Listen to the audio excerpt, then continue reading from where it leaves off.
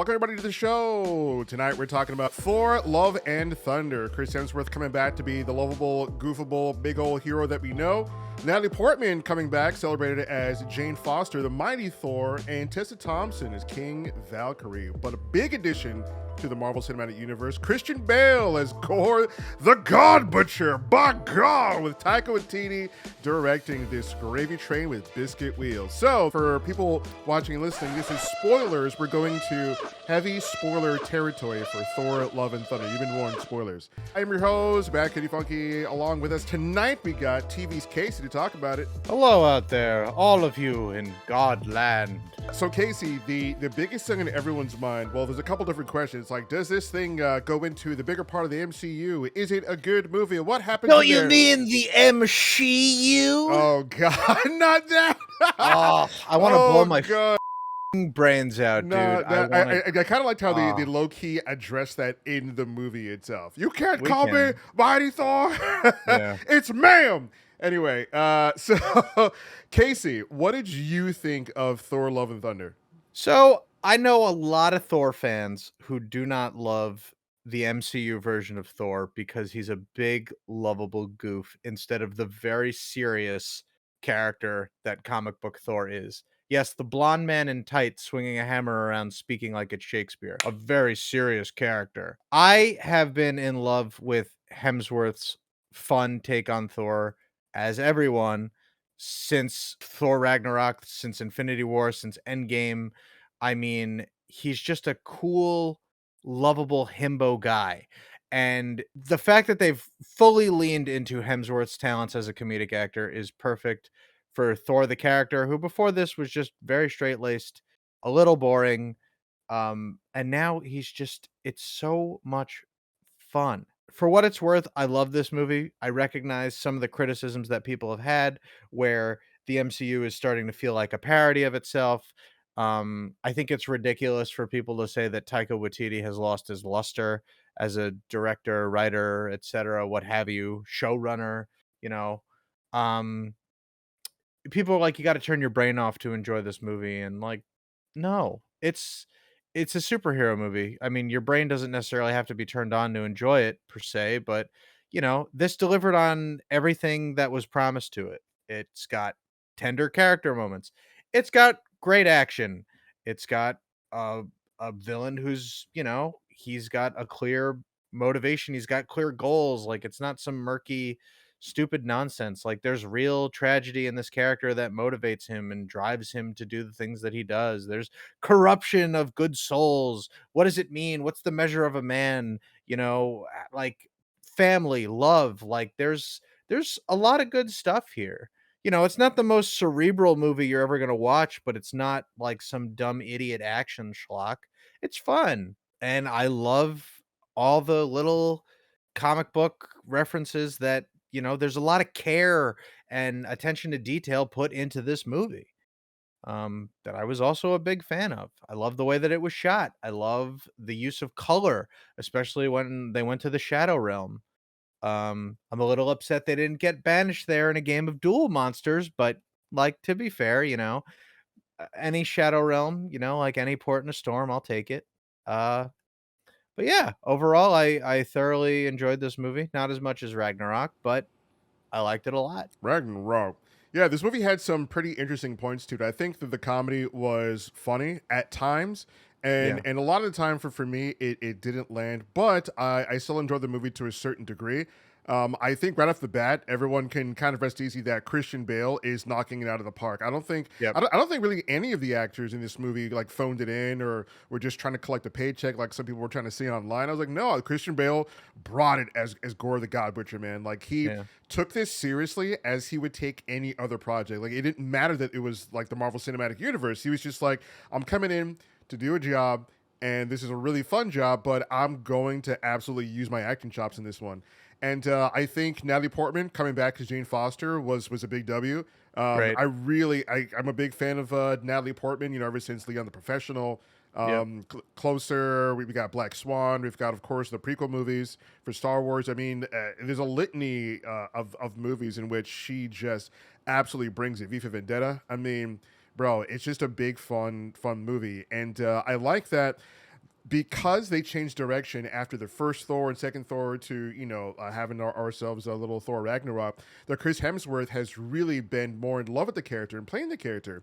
And because of that, he doesn't have the fatigue that some of the other guys had, right? Like Robert Yeah. Downey Jr. was just like, there's going to come a time where I don't want to be Tony Stark anymore.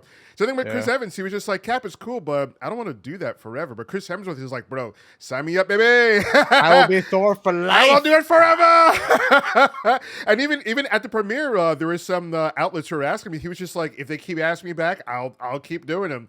Because there's always that thing of like, oh, people keep saying this is your last one. He's like, I say that for like almost every appearance of Thor lately, but he said on the red carpet of Thor: Love and Thunder, if they keep asking me back, I'll keep doing it. This is really fun, and I love doing it. Especially that he got to put like his kid in this.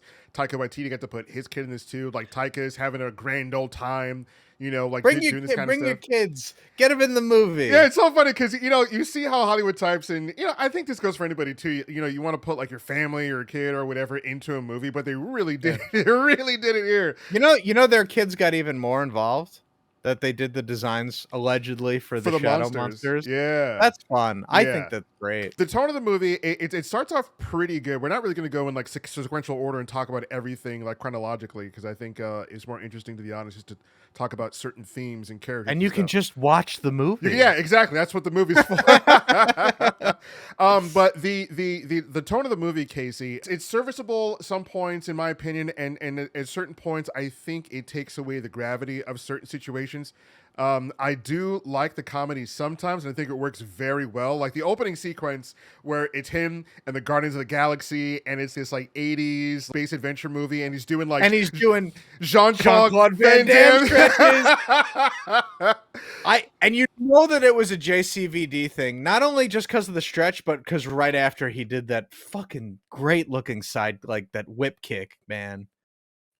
Quality kickboxer moment. Brings me back. Amazing. Even the enemies are fighting little 80s hair metal rocker bird aliens.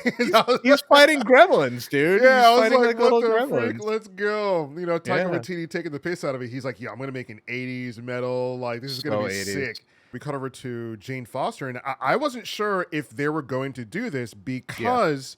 Marvel is owned by Disney. So, the cancer thing, and they've tackled heavy topics and other things. I mean, heck, we had Up, and they tackled like death, and, they did the same thing with Lion King, stuff like that. But like something like cancer to kind of show that in a certain light is a really tough thing to do in film.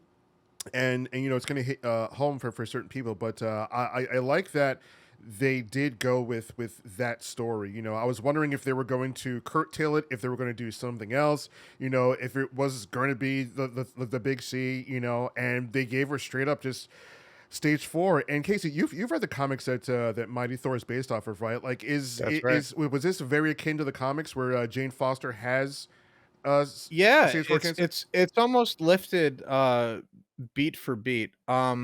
When we see Jane in the Mighty Thor comics, she's sort of reached a point where she's wearing the head scarf, and her face is already really sunken in. Like the cancer has been here for a while, progressing, and there's a bunch of other complicated shit that leads into that series where like Thor has been deemed unworthy, and a mystery person picks up his hammer on the moon, and eventually that's revealed to be Jane. But it's like, how did Jane get on the moon? And then there's like there's so much, dude, and they simplify it so well for this movie,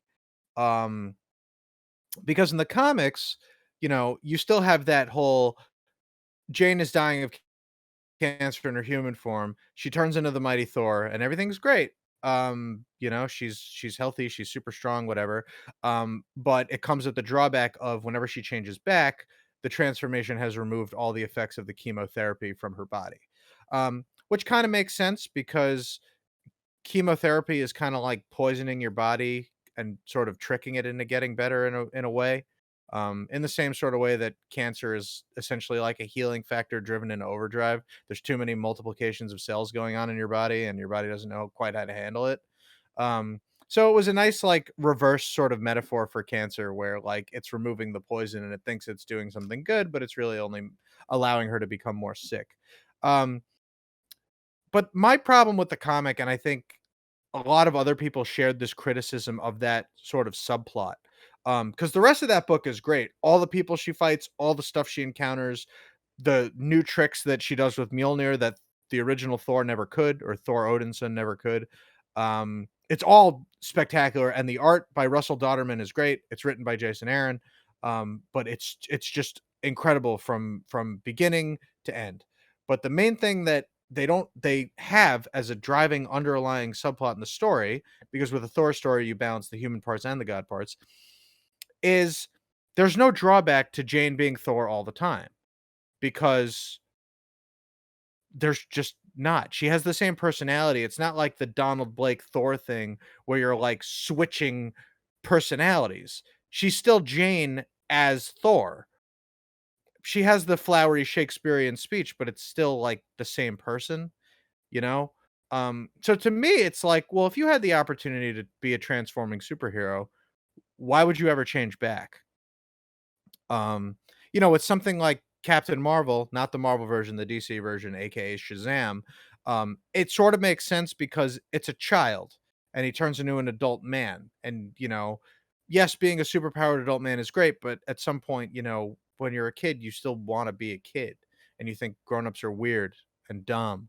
And I get that. But when you're an adult career woman, a successful one who, assuming that she's in her 40s or late 30s at this point in her life, it's a very young age to die. You would want to keep living and keep thriving, especially when you've got a new lease on life to become like a protector of the innocent and fighter of evil. She's got like zip and zest when she's Thor in this movie. She's like, oh, I came up with a bunch of cool catchphrases this week, and I can't wait to fight my first bad guy. Like, golly, it's so like she goes on patrol, like it's so like fun and kiddish, and I really like it. It's so much fun. I love the way Natalie Portman plays off of it. It's almost like she's so, when she's doing like her SNL skits. She's just like, yeah. What if I had this catchphrase? I could be like, "Taste my hammer." Yeah, like she's like, yeah, she does the little, like she's like a little kid who loves it. It's great. But the interesting thing about this is that it does come with a drawback in that the fatigue from fighting as Thor will force her to revert back to her normal self, purged of all the chemo. So she's just back to square one with the cancer. That was a great way to make it make sense in this movie that the comic never quite did. And I mean, look, I could make a list of fucking things that the MCU smooths out for convenience sake that makes things a lot better than the comic books. And this is just one of them. But she was a welcome addition. They never made it seem like Thor was really being replaced. Like, obviously, there's these dorks on the internet that are like, oh, this is what we have to fear. All our heroes are becoming chicks. Look, there's Captain Carter. That. We don't have Cap anymore, but we have Captain Carter. Yeah, there's a whole thing where like, mark my words, Mighty Thor, like female Thor is going to be replacing Chris Hemsworth as Thor, which like no one ever said. Even Chris Hemsworth himself said, "I will come back." What? Even before this premiere, he says like, "Yeah, I'll keep doing this as long as I have fun with him, and I keep doing them." And there was that whole theory of he's going to be replaced, but he's not. He's not being replaced. Yeah. Even in the comics, she didn't fundamentally replace Thor. Like Thor is now Jane Foster. The mantle of Thor, you call the character Thor, you say, "Hey Thor, what's happening?" It's Jane Foster. The Thor that we knew just goes by Odinson for a while. He's doing cool shit. He lost his arm. He's got like a cool like destroyer armor prosthesis. He's got his own shit. He's hanging with the Avengers, but he's still present. He's still in Jane's story. It's just he's like, you have Mjolnir, you can be Thor. I'm gonna do my other shit. And Odinson goes on this sort of little thing of self-discovery and destiny. Like he has a vision of himself like thousands of years in the future at the end of time where he's like, Gore is still around and he's fought Galactus. Like there's all kinds of crazy shit with King Thor. But that's what Odinson's dealing with while Jane has her little stint as Thor. And it's fine. It's totally fine. There can be two Spider-Men. There can be two Wolverines. There can be two Thors. A new hero doesn't always mean that one has to be replaced, unless it's DC Comics. But I digress. I never had any fear that was going to happen at any point in this movie. And they really drove it home that being Thor was going to kill Jane. Yeah, And sure enough, it does. yeah, and they really let you know, kind of right off the bat, that she's not here to be the new Thor. You know, they play around with it playfully, like she's having a good time, but you see that like she's green about it, and the movie projects it early on that okay, she's not here to be the new one. She still has this looming cancer thing in which Right. it's eventually going to destroy her, and if it didn't destroy her, then the power of Thor will. And the movie eventually tells you that the power of Thor is killing her. And there was a great scene in which they went through that. So I think that Taika Waititi as a director, he sort of he gets a W, but also an L at the same time here. So the W, I really like what he does with things like Jojo Rabbit, in which you do have comedy, but you have moments of seriousness that really like cut through like your heart, and like what it means to be human, and like what it means to be like certain things. And here, I really like the stillness of certain scenes, like when Thor is talking to Jane Foster about the cancer, about the power of Thor. I love that the mood changes. So it's like, he's like, babe, I want to be shitty with you. And she's like, what? he's like, oh, that's not what I mean. I had someone who kind of explained it to me. She just cuts it where she's like, I have cancer. And then he's like, what? And he gets the what? And then she's like, haha, just kidding. Wow, what a crazy thing to say. Because what an incredibly awkward conversation to have with someone who's just, after 8 years of not having seen you, completely poured their heart out. Right? Yeah. And you're like, fuck, I'm dying. I'm dying. Yeah. And the mood completely shifts. And some people are like, there's too much whiplash. And I'm like, first of all, they're on a boat flying through space, having a tender emotional moment that gets immediately fucking destroyed. Yeah. There's going to be some whiplash. Okay? Like, it's almost intentional. Yeah, but in my opinion, sometimes it gets to be too much. Like Taika doesn't let certain scenes breathe that should breathe, because like my main like problem with this movie is that there is a lot of jokes for the sake of there being jokes, and we don't see a lot of things like Gore being Gore the God Butcher, right? So when you get a Taika they kind of put it in a montage. Oh, dude, yeah. Look at all these gods dead on TV. It's not even a montage, because like the first Captain America movie, the one thing I didn't like is that they gave us a montage of him taking out Hydra, and I'm like, let's actually see that, like show him taking out Hydra, but we get this sequence where he's just doing that, and then we get back to like some really boring scenes, in my opinion. Here we see a Zoom call with a PowerPoint presentation with him being Gore the God Butcher. I'm like, are you kidding me, Taika? Come on, he's got slides. Yeah, it's like, all right, everybody, now that you're here for the Zoom call, let's go through this presentation I made of Gore the God Butcher. So here's a picture here. Here's Sif. Here's another photo here. And so this quarter we're doing pretty well, minus this Gore the God Butcher thing. But anyway, let's go back to some jokes. I got jokes and jokes. So for me, when you go in a movie like this, like you get Taika Waititi, right? You have to kind of season your chops to be like, all right, there's going to be comedy, there's going to be a lot of it, but he also is capable of doing seriousness. And to me, I thought personally, in my opinion, that Taika needed to be reined in, right? Like on The Mandalorian, he had some good episodes, some good directing, but it wasn't overly jokey, because I think Jon Favreau was there to be like, all right, bud, on the cutting room floor, here's what we're going to do, okay? Thank you. Hug that leash, John. Exactly. And it's also Jon Favreau's writing. Here you had Chris Hemsworth and some of the Marvel writing group. You got like Kevin Feige and his writing group people, and you got Taika Waititi along here, was kind of giving a blank check to do what he wanted. Right. So because of that, I think he was like, all right, I'm gonna full send a lot of this, because he kind of rushes through parts, like rushes through Gore the God Butcher being Gore the God Butcher to get us back to comedy. And I'm like, I get comedy's your forte, Taika, but my guy, like, we have a crazy villain like Gore the God Butcher, and if you know his story, it's nuts. I mean, there's a lot. I mean, there's a Thor from past, present, and future in Gore the God Butcher's story, and what he does and how he gets the sword. And here, there's a lot of like rushing to get to certain plot points instead of building characters. Like, I feel like they wrote this movie in that, okay, we need to hit this story beat, we need to hit this timeline, we need to hit this, we need to hit that. And unfortunately, when I was watching the movie, it kind of echoed back to Martin Scorsese talking about how these Marvel movies are just theme park rides. And I was like, damn, I'm feeling that here in a negative way. Because we start the movie off pretty damn well. I liked his intro. I liked his origin. I thought that was phenomenal. You know, you had Yeah. some great acting from Christian Bale. You got that emotion of his daughter dying. I thought that was absolutely incredible. I was like, okay, I see you, Taika. I see what you're doing here. God Yeah. damn. Because I thought I was going to start off with like him and the Guardians, like, yeah, we're doing some stuff, you know, and then insert some music or some bullshit. That comes like next. But I then he stumbles into an oasis where there's like a god, and you know, they've like been on the hunt and killing someone who had the necro sword, the one that can kill gods. Like, oh yeah, we're just killing this guy. That's a necro sword. This is katana. Don't get cut by her blade, or else you'll get your soul put into her sword. Here's some more exposition. I felt like that's what this movie was doing over and over again. This is katana. Oh, like where's it gonna? What's eternity? Oh, what's eternity? Well, eternity is this. What's a necro sword? Well, this is a necro sword. Oh, what's this? Where we gotta go? It's just like this I is think it's funny katana. that- I'm like, what the Yeah. frick?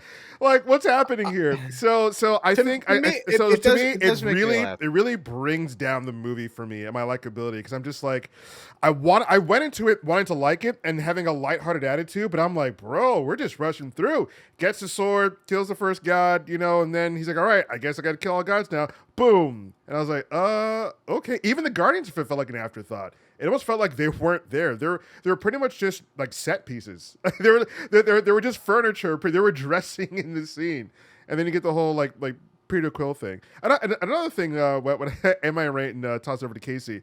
So this Marvel movie is also made for kids. There's a certain point where it's obviously just made for kids. You have kids doing action stuff like that. It's weird because Taika also said, "Oh yeah, you know, it's Marvel's Disney, it's for kids," but they also like spam a lot of cuss words. I'm someone who doesn't like cussing around kids or hearing people do that. So I'm like, okay, it's for kids, but we're having very adult conversations about like, you know, terminally ill diseases and a lot of cussing. And then, you know, like talking about adult relationships. And then there's like a lot of goofy stuff for kids. I'm like, okay, so who is this for? Who's this for? I mean, look, you've got, you know, nieces and nephews, etc. I mean, kids understand a lot more than I think people give them credit for. Oh, 100%. So I think you can have a movie where you can have something that's like kids with the power of Thor. Yeah. And also have shit like mature themes and like death and adult relationships. I think I think that's something that you can have for kids. I don't know if this movie is made for kids per se. I think it's made for everyone, and I think there are certain scenes that cater to certain demographics. Korg, it comes from a race of all male rock people. So he has two dads, and someday he dreams of having a husband himself and making a child. And which the two dads thing's interesting because in the other movie he mentioned his mom. Did he? He did, yeah. Oh, well, I tried to start a revolution but didn't print enough pamphlets, so hardly anyone turned up, except for my mum and her boyfriend, who I hate. Yeah, Fuck so that. they kind of retcon to get some, like, I think that whole thing is just getting butts in seats. Like, we're all commodities, like communities are commodities, right? It's just like, you know, they did it with black people. It's like, hey, we got one black guy in this movie, so all of you come pay tickets and sit here. Yeah, maybe. That's just my opinion. I mean, they are a business. What business have to do? They got to make money, maximize the profits, right? We don't know that him having a mom is not like a thing. Like maybe it's not all male rock people, or maybe only the males can breed. You know, maybe they still have to have some sort of maternal figure that's involved in his upbringing. Like, I don't know. Yeah. Let's move on to talk about Gore the God Butcher, Christian Bale. What did you think of his portrayal as Gore the God Butcher? I'm a little disappointed in his look overall. If you Google what Gore looks like he's very clearly an alien. And I think that would have been cool because the whole shtick with why Gore is so distant from like anything we recognize is he's an alien god killer who goes around killing a bunch of alien gods. And Thor's like, am I an Earth god or am I an alien? That would have been something interesting to explore, but he's like human enough. Like he looks just like a human with face paint. His god looks like a South American, you know, sort of Aztec Mayan flavored kind of a god. Yeah, it's weird. Yeah, his armor looked like that, but then the guy was like from England or like right. somewhere in the UK. I'm like, what is happening here? And it's like it's close enough without being alien. Yeah. Like he doesn't really feel like an alien to me. But whatever. They really didn't want to cover up such a bankable actor like Christian Bale, which is really what. Yeah. If it was anybody else, they'd be like, all right, we got to put some prosthetics. We got to make you look like God. I don't know, man. I mean, if they do it to Ray Fiennes, he's been everything from Francis Dollarhide to Amon Geth to fucking Voldemort. Like, you know, I don't think you have to have Christian Bale as a visually recognized thing. Like, he played fucking Dick Cheney, and people thought it was great. Well, You I know? think that's just like the executives in Marvel like thinking about that. They're like, well, we can't. It's the same reason. Well, why when you see the ensemble in Infinity War and Endgame, the posters they don't have their helmets on. They They don't don't have look their like the helmets act. on. Yeah, they're all just like the actors' Yeah, faces. and Thor gets a new costume and a new helmet for about 15 seconds For like in this no movie. reason whatsoever, just to peacock to Jane. It's just a comic book reference. He, It's just a comic book reference. That's It's great. But yeah, even in that moment of seriousness, right? That town is getting attacked, Asgard, because Gore the God Butcher wants to take down the Asgardians and all the gods, Right. and he's using his shadow like demons to go after him, and he shows up himself. Here comes Mjolnir. Oh, Mjolnir! Oh, come here, Jane. It's like, let's tell you about this the legend of Jane, and it's just like, God damn, Taika, bro. I love that. I like the narration. I like the relationship. narration, but it goes back to the breakneck pace. I mean, it's like the Rise of Skywalker in the beginning, where Poe is jumping from place to place to place, and then it goes into another thing to another thing to another thing. I was like, God damn, JJ, can we breathe for a little bit there, bud? Back it up. Yeah, Back it up. yeah. I think there were some good moments that I just wanted to breathe, and he's just like, well, gotta go. But I do think that Christian Bale really came through. He was like, I am not phoning this in. I am going in 100%, and I'm giving it my all, because I love the intro with he and his daughter, that tragic thing.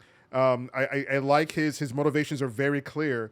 And every time he interacts with Thor, it's just like he means business. And even him interacting with the kids, he seems scary as hell. I did want to see him doing the actual God Butcher stuff. I think it'd have been cool even to have maybe just one or two of them. And I heard a lot of this movie was left on the cutting room floor. Apparently, there's like a 3 or 4 hour version of this thing that Taika made. Yeah, and this movie's I think what, like just 2 hours? Yeah, just about. I think he shoots them improvising and works from that. Yeah, but I hear there was a lot of like Gore the God Butcher stuff, and I'm like, damn. So wait, like we cut out some of that stuff for some jokes, for some. That's right. I got rhymes for days. I got jokes and jokes and jokes and jokes and jokes and jokes. There is a series of jokes that I actually didn't like. Which is when Korg is like casually dismissing like the Warriors 3, like Volstagg. Oh yeah, like this guy and that guy and this person. It's just like, damn, but Marvel, like the MCU does not like Thor's bros. And whoever that guy was, like, I don't know, these three guys are like Thor's best friends in the comics. Like, I thought I was heartbroken when they died in Ragnarok. I was like, fuck, that sucks. And then there was never any follow-up. Like, you don't really see Thor grieve for them or anything. It's like he was just sort of like, all right, out with the old characters. Here's some new people. Look at Valkyrie. She's my new special baby. And they kind of do that with Sif, too. Like, they kind of threw her in the trash a little bit. They brought in Sif, and they're just like, all right, like, here's a joke. She gets 4th billing in this movie. Really? I liked it. I liked that they brought in Sif. I was just like, oh wow, we're gonna go see her, and there's gonna be some stuff with her. Maybe she's gonna join the team, to take on Gore the God Butcher. And then it's just like, oh, Sif, how are you? And you lost an arm. And then they started acting like the play we were watching with Matt Damon and Melissa McCarthy. I was like, goofy. What? I was like, what? He's like, no, well, he's like, no, leave me here, Thor, to die. Maybe your arm's in Valhalla. They go to Valhalla. Well, actually, you need to die in order to go to Valhalla, but maybe your arm's in there. And she's like, oh, damn. And I'm like, this is like an SNL skit. It's a little goofy. Bro, also when I saw Melissa McCarthy, it just took me out of the movie completely. I'm like, no shot. She's here playing Hela. Oh my God. My audience love that though. They're like, I am a muggle. I am a normie. But what do you think about the aspect of Gore the God Butcher's story, which Kalel Skywalker here in chat points out that he was actually killing gods for thousands of years. Here it just seemed like maybe like a day or two. Is that true? I didn't think that Gore was that old. But it's been a while since I read the Thor God of Thunder book. Yeah, I don't know. Yeah, I remember seeing the whole thing about him trying to make the God bomb and all that. Yeah, no, Thor has I think Thor's like had encountered him a very long time ago, but he didn't he like thought that he killed him maybe. It's I don't know. Yeah, I guess Gore should be a lot older. That doesn't really bother me though. Like his motivation is still the same. And the longer you make him alive, the harder it is to stretch the believability that he wouldn't have encountered the Asgardians at some point. Yeah. Or he wouldn't have made that journey to the center of the universe to find eternity. The fact that he's just been given these powers and he goes on an absolute madman mission, to create like a universe changing wish. I think that's actually a little bit better. I don't need Gore killing people for thousands of years. I mean, he can teleport into shadows. He can basically move infinite distance through like the black darkness of space, right? Mhm. So like he could just pop up, kill gods, pop up, kill gods. Like, however many pantheons of gods are out there in the universe. I think the concept of him like killing old gods, like the old Russian mythology gods and stuff like that, was like kind of cool. But also, this movie shows us that all these other pantheons do exist. And they're like, "Oh, we are well aware of your problem, Thor, but What do you think about you can't come here." what do you think about Khalil Skywalker? The thing of also seeing that they should have done the 3 Thors for the books, but No. instead, Too complicated. it would have been different timelines. No. Between No. 2 different Thors from 2 different universes, played by Luke and Liam. So, No. so I think what Khalil Skywalker's trying to say, like, do like the multiverse thing and have the different Thors come in, played by his bros. Nah, that's annoying. No, No, definitely not. damn, just straight, No. just not. No, come on. Listen. Nobody likes the multiverse more than me. My favorite comic book of all time is Exiles. If you don't know what that is, look it up and read it. It's the best comic you'll ever read in your entire life. Here's the thing. I get that leaning into the multiverse is like maybe where Phase 4 is going, despite everybody saying Phase 4 is directionless. I think that's where it's going. It doesn't need to be in every movie. For fuck's sake, it doesn't. Taika Waititi had this movie with these 2 goats that kept screaming every time we saw them on screen. Like, I just want to say, I like that. it was funny for the first 2 times, I think, but him intentionally having that continue throughout the entire movie, I was just like, bro, this is funny. In my opinion, this is funny to you. I almost felt like it was like an inside joke on his end, where it's just like, all right, we're gonna have the goat scream every time they're on screen throughout the entire of the movie, make it happen. And then Kevin Feige was like, whatever he wants. I'm like, bro, Kevin, bro, buddy, pal, guy, you got to rein in some of these people. I'm sorry. You bring in these directors, they do their thing, but you got to have that Kevin Feige oversight. Like, there's no shot that nobody else on set, on production, seeing this thing on the final cutting room floor, thought like, all right, the goat's continuously screaming on the entire movie. That's a fun gag. Also, I like the gag of Mjolnir coming to Jane Foster and it being like a love triangle thing where Thor's just like, so you move on kind of quickly. Yeah. How did you two meet, huh? And then you got Stormbreaker come in just like, we're only just talking. Like, I like that for the first time, but that happening over again, it's, in my opinion, beating a dead horse with a joke. Imagine a comedian telling the same joke, just slightly different throughout like almost like 2-hour comedy set. It's like, yeah, buddy, you already did that bit. It's a bit different now. Now there's a chicken here, but you did that already, buddy. I paid for this shit. The fuck do you mean? So Kevin Feige, bro, like I get it. You want your directors to do their thing, but in my opinion, when a joke keeps going and it's the same joke over and over again a couple more times, it's like, bro, it's a definition of insanity. Just beat that dead horse. Yeah, Just do it. Because the end of the movie is just like, meh! I'm like, are we still laughing at this? Like, no one in my theater was laughing at it. Like at the end, the beginning, yes, but towards the end, whatever. So what did you think of the overall jokes in this movie? Did a lot of it land with you? Did some of it land with you? I would say most of it landed. I thought there was a little tonal whiplash on a couple of things, like they didn't need to make a joke at this point, but he's making a fun movie that has serious bits in it. Like, I'm fine with this. The whole thing with going to steal Zeus's lightning bolt was funny. The whole bit is a comedy bit. So it's fine. I really didn't mind it. Casey, in Marvel, is there a and I think we kind of talked about this with Moon Knight. Is there a hierarchy of the gods? Like, are there gods that like that are more revered than others, that they like look up to others? Is there like a ladder?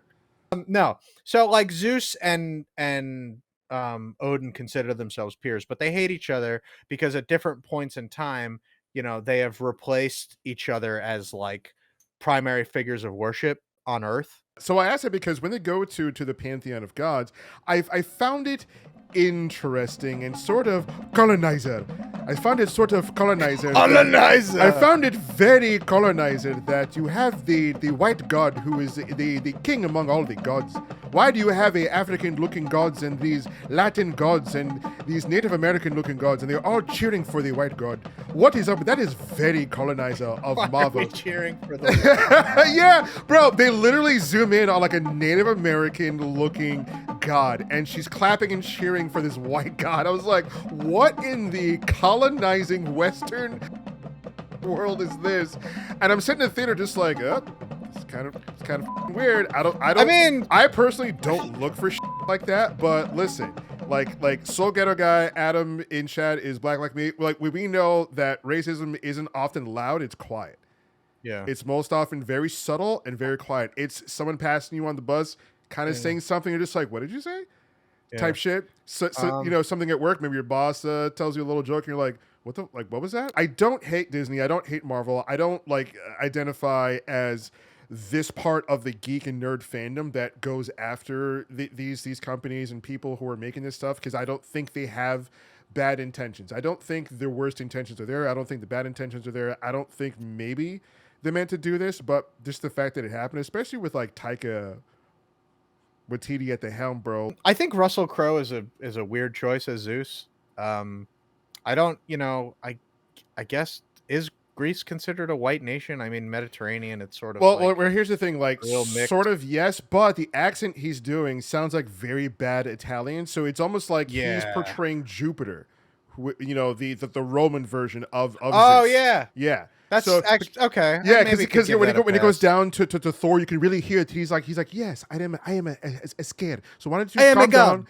Yeah, I'm a god. Have a grape. I was like, is he doing? Oh, would you like a spaghetti? Yeah, I was like, is he doing a bad Italian? Would you like a spaghetti? Have a grape. When he says have a grape, I was like, he's doing like a Roman, like an old Italian, like a bad Italian. He's being more Jupiter than Zeus. Oh, okay. I was like, so he is. That's even more problematic. Yeah, there's nothing that old Latino, ancient, and black gods like more than cheering for a fucking Roman. I mean, look, Zeus is not a great guy, generally speaking. He's not a good, like, really, I don't think Zeus has a lot of redeeming qualities. Even in the movies, like, all right, let's see who'd won for most human sacrifices to a god. Yeah, I mean, they're like, okay.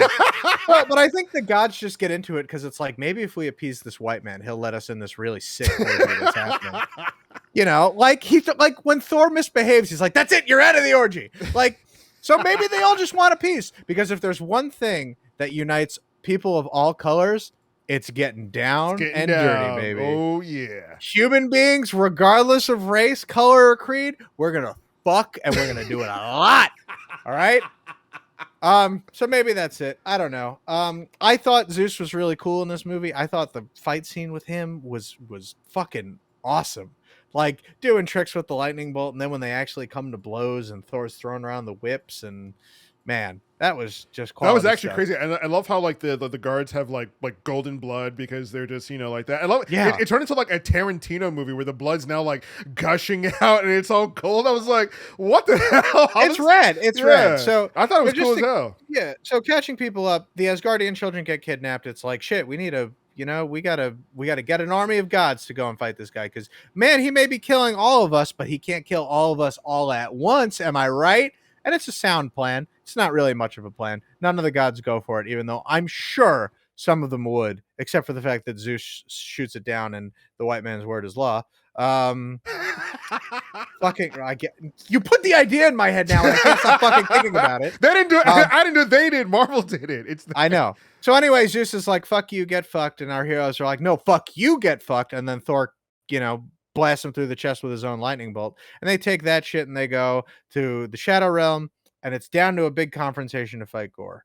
But, and I want to touch on this now and not later, because we promised this audience that we wouldn't talk to them about shit in chronological order, because fuck that. The next time we see Zeus after his apparently fatal wound is in the post-credits stinger, where they reveal one of my favorite Avengers, Hercules. And if I may just say, he's here, he's there, he's every fucking where. It's Roy Kent as Hercules. Okay? Any Ted Lasso fans in the audience tonight? Because holy shit. I am so excited for that casting. I'm just excited for uh you know, Hercules in general to be in these movies, but to have Brett Goldstein, like, who has launched into my heart as this rude douchebag with a heart of gold in Ted Lasso, as Herc, the usual fun-loving, like, all-around good boy Avenger who they've stolen the personality of in the comics and applied it to movie Thor. So now they're probably going to make Hercules a lot more like his douchey, mythological counterpart, or maybe modern day Kevin Sorbo. I said it. No, don't come after me. But yeah, I'm so jazzed about that. I'm like beyond belief jazzed. Um, anyway, yeah, moving on. Can Sorry, I you had to get that out of my and system. for those who don't know the sort of character that Hercules is in regards to Marvel, can you just go into his character? Yeah. So he's the Marvel himbo. He's the fun-loving, like, what ho, friends! Let us grab a drink and toast to the might of the Avengers who have once again defeated it, the living Colossus, and Zarko, the Tomorrow Man. Like, he's big and boisterous and fun, and he's always having a good time, and he's very rarely serious.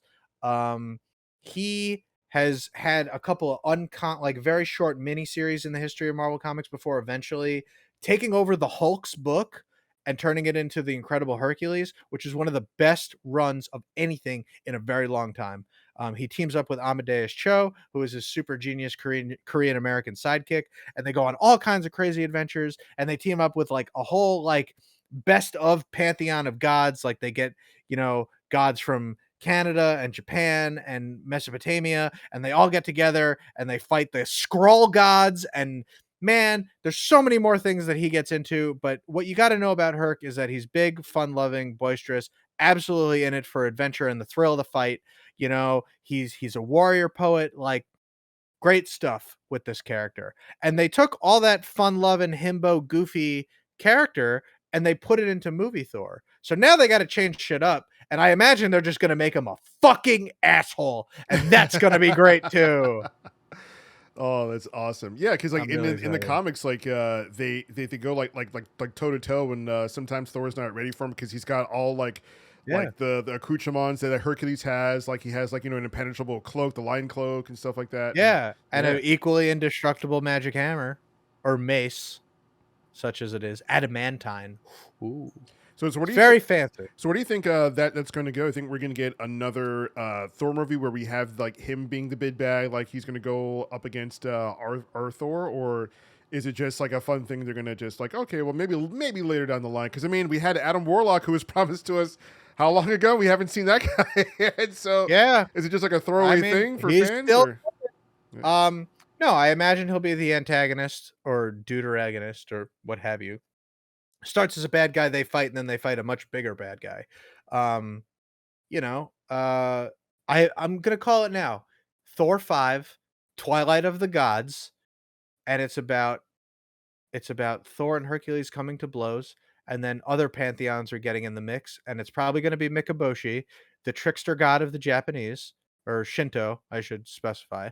Um, and it's going to get real crazy real fast, and they're probably going to adapt a bunch of stuff from the Thor story and Secret Invasion I just talked about a couple of seconds ago. But yeah, I'm excited. Every time Thor and Hercules come to blows, whether it's funny or serious, it's always a blast. It's like watching The Thing and the Hulk fight. You just know you're in for a good ride. It's one of those all-time classics. But yeah, so back to the rest of this movie. They go into the Shadow Realm. They go to save the children. Gore has like total control of this realm. And we find out that he needs Stormbreaker as a vehicle to get to eternity to make his wish, which everybody thinks is going to be to wipe out all the gods. So they tussle, and he gets the hammer and he puts his plan into motion. And our heroes are sent back to Midgard. And they're like, what are we going to do? How are we going to do this? Yada, yada, yada. And eventually they make their way back there. Sure enough. And the children are right there at the precipice of this wish. And Thor's like, Jane, you can't come because if you come, you're going to die. And this is really bad because I love you. And I would rather you live a full life and we could be together because I'm not going to die. And, it's a very tender, emotional scene. And Jane is just like, but I can help you. And he's like, that's not enough right now. And it's great, and I love the dynamic between them.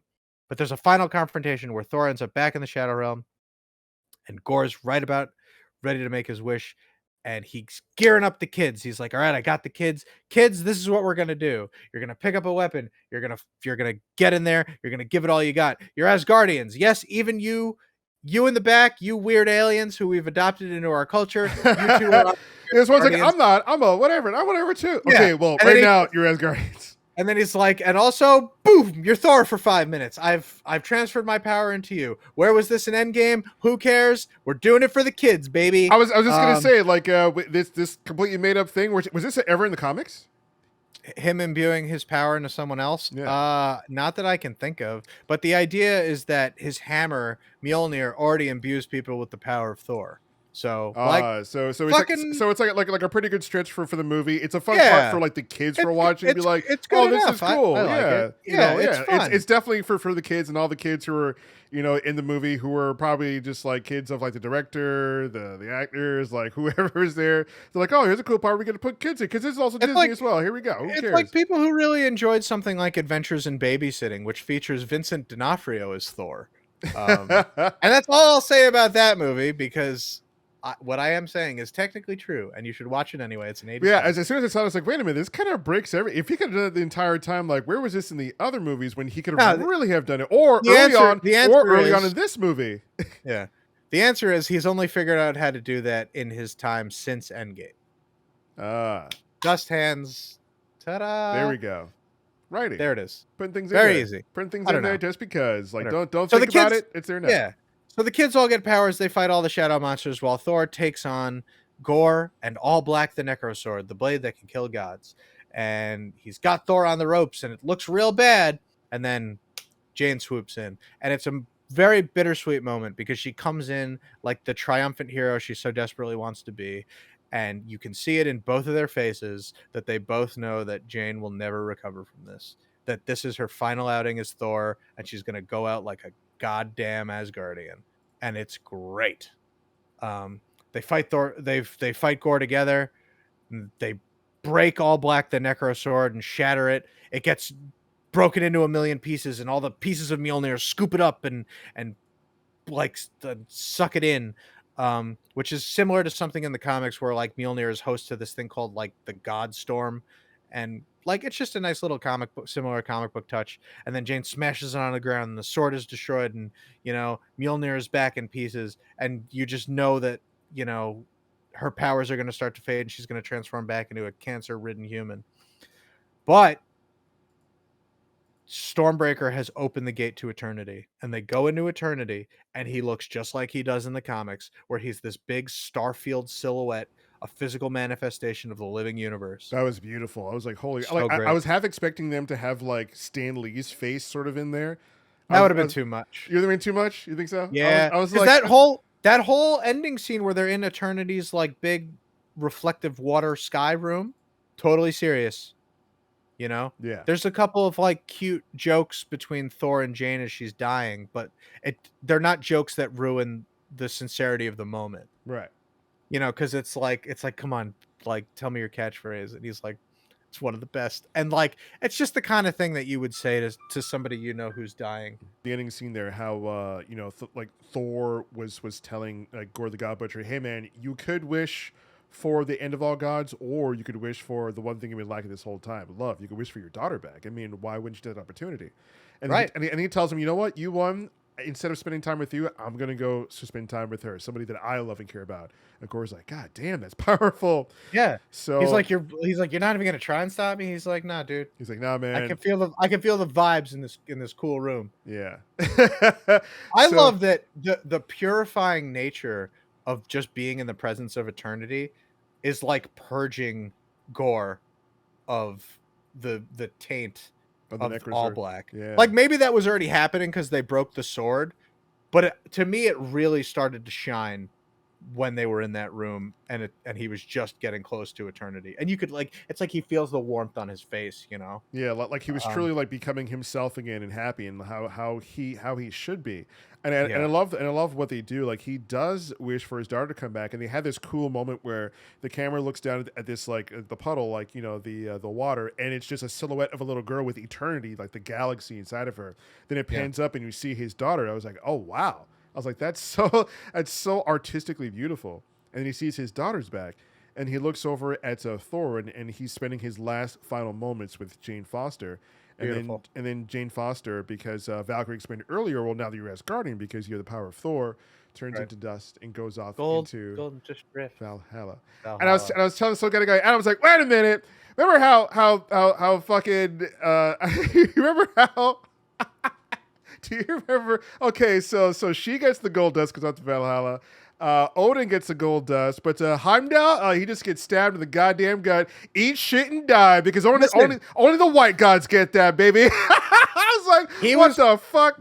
Then he colonizer again. No, not this time. You are wrong. You're wrong.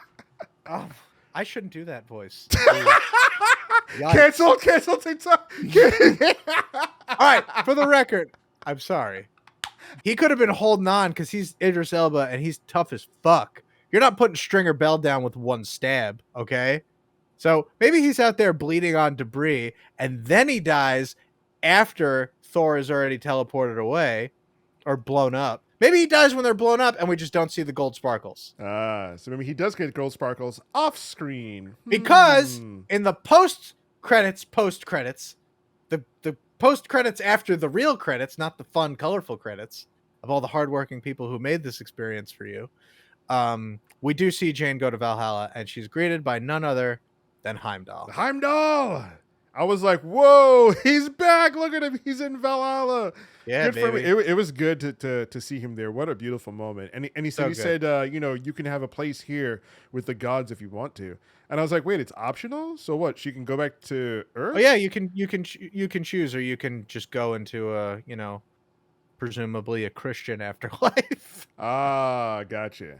Yeah, okay, it's different. There's there's all kinds of different. I like that they left it open so that Natalie Portman could come back and Jane Foster could be a thing again. Because it's now in this Marvel, no one's ever really dead except for Iron Man. Iron Man's dead. Fuck that old bitch. Except for him, he's dead as fuck. Fuck that colonizer giving weapons to fucking the second world. What a piece of shit. Anyway, no, in the comics, when Jane dies in also a sacrifice to save the betterment of humanity, etc., she ends up becoming a Valkyrie. Oh, that's awesome. I like that idea. I really like it, especially that when Valkyrie herself was like, I miss my sisters. And then Jane Foster, and they're buds. They got like a cool secret handshake and shit. Yeah, I was ready to see them bopping to like single ladies, dude. I was here for it. So, I'll give it a 6 out of 10. I didn't hate it. I thought it was chill. I thought Taika Waititi needs to be reined in. I am worried about, just to wrap up, his Star Wars movie now. No, Taika Waititi is writing, because of this movie, he got to write along with some of the other writing staff here and do his own movie here and not be reined in. Then, did you see this thing? I don't know if you saw this, where he was talking to Natalie Portman. He didn't know she was in Star Wars. So chat. There was an article that came out where Taika Waititi was talking about a conversation with Natalie Portman, in which we're talking about, oh yeah, so what comes next? He's like, oh well, I'm working on a little Star Wars thing. No, it's more like, yeah, man, Natalie, I'm making a Star Wars movie. Have you ever seen Star Wars? Have you been in the Star Wars? Because I want you in this one. You want to be in a Star Wars? She's like, yeah, I've already been in 3 of them. But go off, I guess. It really made my adult career, for the record. But yeah, that's cool. Oh my God. Great impression by Casey. Chat, you have to admit, that's a really good impression by Casey. It's not bad. Very good. So I'm just like, oh shit. Maybe he didn't watch the prequels. Maybe he didn't like them and he just forgot. But this man's about to make a Star Wars, and he's talking to fucking Amidala, and he's just like, it doesn't matter. matter. What a crazy oversight, bro. If you imagine if they asked you to write the next Star Wars and you do a movie with Hayden Christensen, you're like, yeah, you ever want to be one of these? Have you ever done it? Like, want to be one of these things? It's like, oh yeah, I've kind of been a pivotal character in it. I am. I mean, I'm like the main character. Yeah, I see a lot of people kind of excusing it. It's like, oh, that's fine. He's just like, Dude, he's just looking at and talking to Natalie fucking Portman, who was a pivotal character in Star Wars, and he completely forgot that she was in it. And he's writing a Star Wars. And he did all this goofy shit with these jokes. Deborah Chow didn't watch the prequels until she was getting ready to make Obi-Wan. I mean, it's fucking apparent because of that piece of shit show that just popped up. It's fucking apparent. Deborah Chow with her spinning Michael Bay cam full of bullshit. Oh my god, shaking all over the place. Shaking all over the place. But anyway. Yeah. So guys, that's it for Thor: Love and Thunder. What did you guys think about it? Comment and let us know. We see you guys later. We'll see you another time.